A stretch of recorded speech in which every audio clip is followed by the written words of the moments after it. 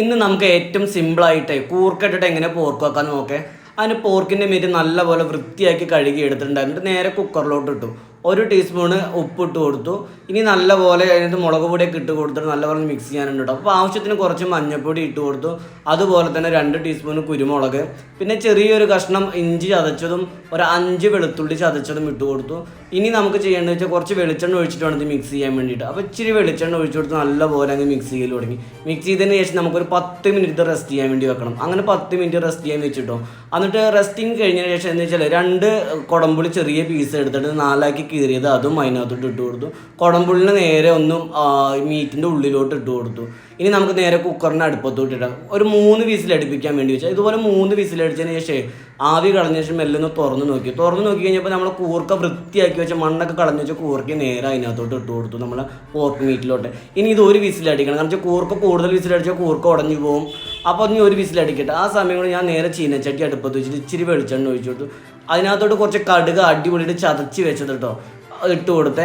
അതിനുശേഷം കുറച്ച് പെരിഞ്ജീരകം, 1 പിടി പെരിഞ്ജീരകം, ഒരു വലിയ കഷ്ണം ഇഞ്ചി ചതച്ചതും 10 വെളുത്തുള്ളി ചതച്ചതും ഇട്ട് കൊടുത്തു. ഇനി ഇത് നല്ലപോലെ ബ്രൗൺ കളറായി കിട്ടാനുണ്ട്. അങ്ങനെ ബ്രൗൺ കളറായി കിട്ടാൻ വേണ്ടി ഇതിനെ നല്ലപോലെ ഇളക്കി കൊടുത്തു. അപ്പോൾ ഏകദേശം ഈ ഒരു പരുവായ സമയത്ത് ഒരു 2 സവാള എടുത്തിട്ട് ഇതുപോലെ നീളത്തെ സ്ലൈസായി അരിഞ്ഞത് അതുമായി ഇതിനകത്തോട്ട് മെല്ലെ ഇട്ട് കൊടുത്തു. ഇനി ഇതൊന്ന് ഇളക്കി കൊടുക്കണം. അപ്പോൾ ചെറുതായിട്ടൊന്ന് കളറ് മാറി വന്ന സമയത്തോട്ട് നമുക്ക് വലിയൊരു തക്കാളി ഉണ്ടായിരുന്നു. ആ തക്കാളി കുനിയൻ അരിഞ്ഞത് അത് ഇതിനോട്ട് ആഡ് ചെയ്തു. ആ സമയം കൊണ്ട് നമ്മളുടെ പോർക്കിൽ നിന്ന് വിസിലടിക്കുന്നുണ്ടായിരുന്നു. അപ്പം മെല്ലെ തീ ഒന്ന് ഓഫ് ചെയ്ത് കഴിഞ്ഞിട്ട് മെല്ലെ പോർക്കിൻ്റെ വിസിൽ കളഞ്ഞിട്ട് മെല്ലെ എടുത്ത് നോക്കി. അപ്പോൾ അത്യാവശ്യം നല്ല രീതിയിൽ പോർക്കും കൂർക്കയും വെന്നിട്ടുണ്ടായിരുന്നു. പക്ഷെ നല്ല നെയ്യ് ഉണ്ടായിരുന്നു. ആ നെയ്യ് കൂടുതലേക്ക് കഴിഞ്ഞാൽ കറി കുളവും. അപ്പോൾ നമ്മൾ ആ മീറ്റ് എടുത്തിട്ട് വേറൊരു പാത്രത്തിലോട്ട് പകർത്തി വെച്ചു.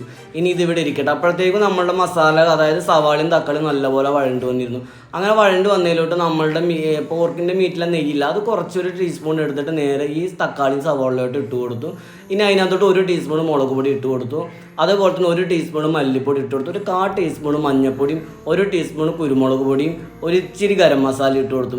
ഇനി ഇതിൻ്റെ പച്ചമണം ഒന്ന് മാറിക്കിട്ടെ. നല്ലപോലെ തന്നെ വഴറ്റി കൊടുക്കണം. അതായത് പോർക്കിൻ്റെ നെയ്യിലാട്ടോ നമ്മൾ ഒഴിച്ചു കൊടുത്തിരിക്കുന്നത്. അപ്പോൾ പച്ചമണമൊക്കെ മാറി വന്ന ശേഷം നമ്മൾ പകർത്തി വെച്ച് നമ്മൾ പോർക്കും ഇല്ലേ അത് നേരെ ഈ മസാലയിലോട്ടാണ് ഇട്ട് കൊടുത്തു കേട്ടോ.